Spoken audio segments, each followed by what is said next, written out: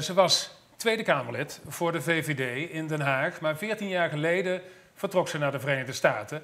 Nu werkt ze als Research Fellow voor het Hoover Instituut in Californië. Daar woont ze ook met haar man, historicus Neil Ferguson, en haar 2 jonge kinderen. Ayaan Hirsi Ali, zij is in Californië. Welkom. Nederlands of Engels? Welke taal heeft de voorkeur? Ik zou op dit moment zeggen Engels. Ik versta Nederlands, elk woord, maar ik heb het heel lang niet verstaan. En ik denk dat I don't want to waste your time by going, so let's just do it in English. Okay, so from now on we speak English in the show, Arnold, also, so everybody can hear what we are saying. Ayaan, you live in California, and because of security concerns, we will not tell exactly where you live. The state is a blue democratic state. You have been plagued by forest fires, corona, and a hotly contested elections. Did you vote already? I did vote already, but I'm not going to reveal who I voted for. You don't want to reveal who you voted for, but and we will talk about the elections and about the situation in the country. But do you lean Democratic or Republican? I'm a registered independent. Haha. Yeah. I voted for Hillary Clinton in 2016. And I became very disillusioned with what is happening to the Democratic Party in terms of allowing this incredibly noisy minority that call themselves the woke to hijack the party and to lead it away from center-left to far-left. What is your problem with that element of the Democratic Party, the woke element, or as we in the Netherlands maybe would say, wakker? And that's the element that is especially concerned with Black Lives Matter, Me Too, gay rights. What is your problem with that vibe in the party of the Democrats? Well, to keep it short, what they want to do is throw away the baby with the bathwater. Yes, they are concerned about a number of issues that we have here in the United States and in the wider Western liberal wealthy countries, where there is this enormous gap between the haves and the have-nots. And I think that what we need to do is to reform our institutions and have these conversations.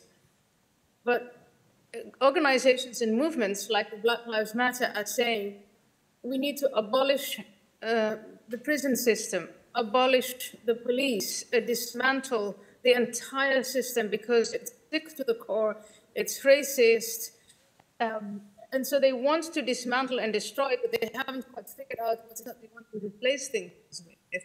We've seen things like this happen even in the Netherlands. You know, what is it that brought Pim Fortuyn to prominence? What is it that brought, what were the factors that brought Geert Wilders to prominence? And you're seeing some of these events, and it's very disappointing, in my view, for a major party like the Democratic Party to fixate for 4 years on nothing else but the persona of the president. And I think there is a huge consensus in the United States and outside that he is indeed rude and superficial and statistic. But that's not what we should be talking about. Do you think that President Trump is doing a better job then, and did you vote for him? I think when it comes to policies, he's doing a better job. He's not presidential. Let me say this to you. In 2016, Hillary Clinton made plain, as plain can be, and her campaign, that he was not presidential, and he got elected. So there's nothing new there.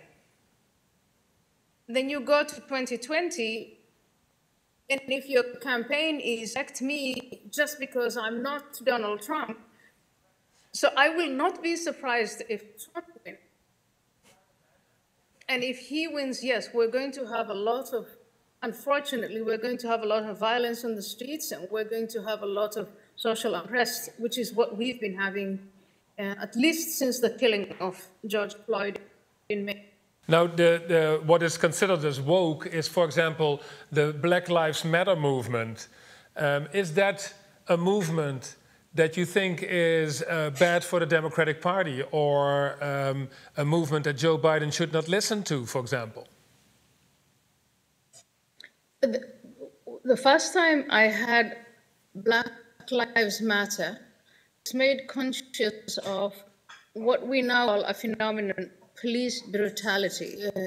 Young black man, any age black man, being stopped, being treated differently, and so that was something that was valuable. It was what I would call a legitimate grievance. Mm-hmm. And then from there, it starts to morph into something else. And now I ask everyone to go to their website and see what they're doing. And this movement or organization called Black Lives Matter is not talking about Black lives. They're not talking about improving the education of Black children. They're not talking about hiring more Black people. What they're talking about is dismantling and destroying the system.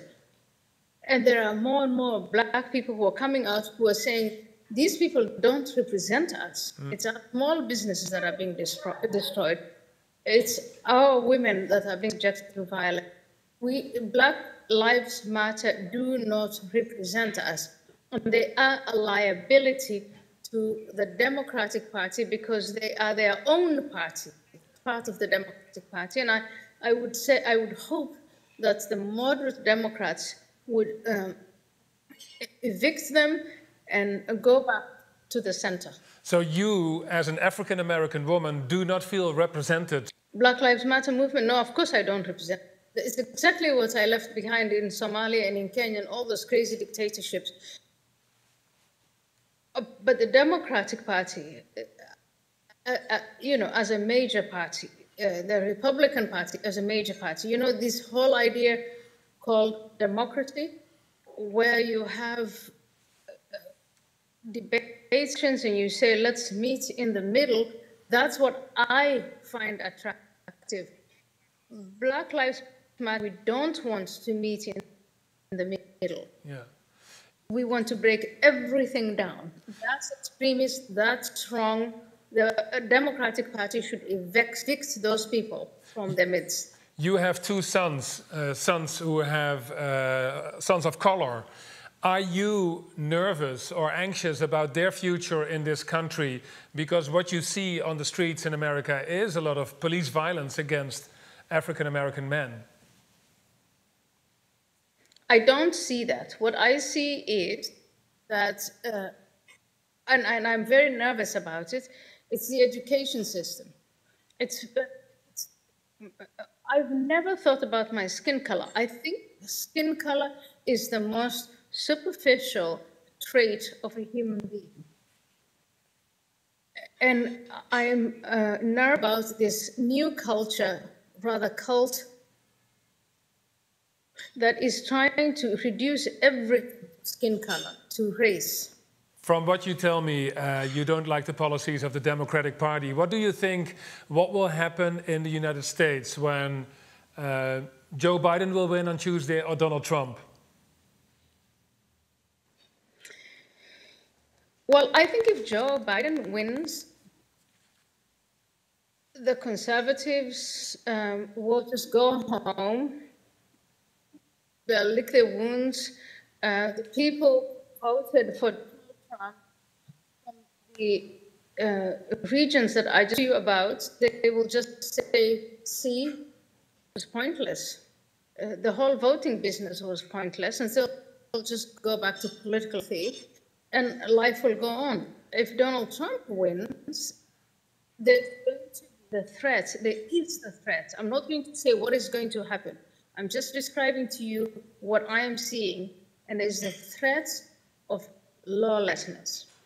They are saying in Washington, in Oregon, in all of these places, we're not going to accept the outcome of the election if Trump wins elections.